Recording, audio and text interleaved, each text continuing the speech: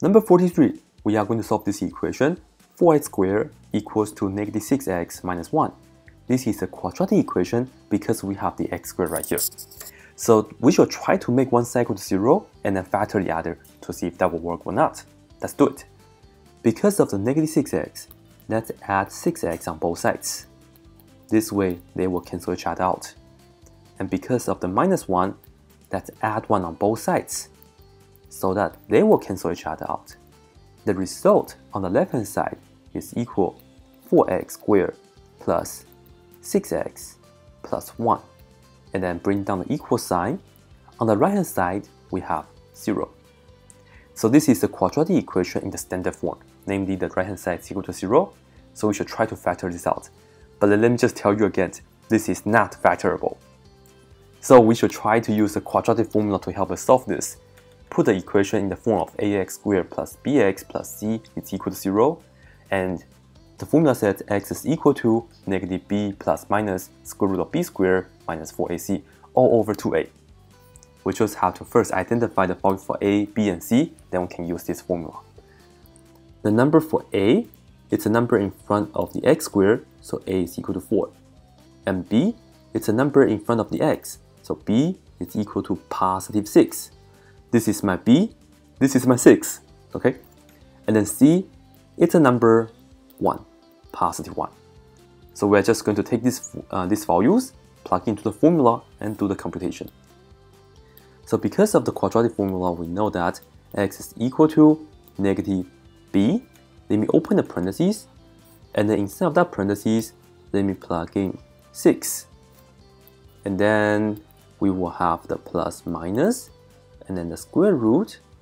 Inside of the square root, we have the b squared. So let me open the parentheses and square that. And in that parentheses, we will have to plug in 6 again, because that's the value for b, positive 6. And then we have the minus 4 from the formula. And then a, I will have to open the parentheses, and then let me also open the parentheses for the c. The first parentheses, I will have to plug in the a value, which is 4. The second parentheses here, I have to plug in the c value, which is the number 1. And then everything on the top, all over 2 times a. So 2 times a inside of that parentheses will be 4, like this. So this is the setup, and now let's just do the computation. So here we have negative 6 plus minus.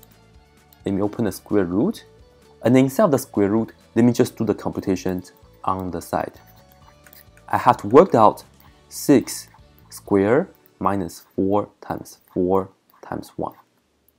Well, 6 squared means 6 times 6, that will give us 36, and then let's work on the numbers.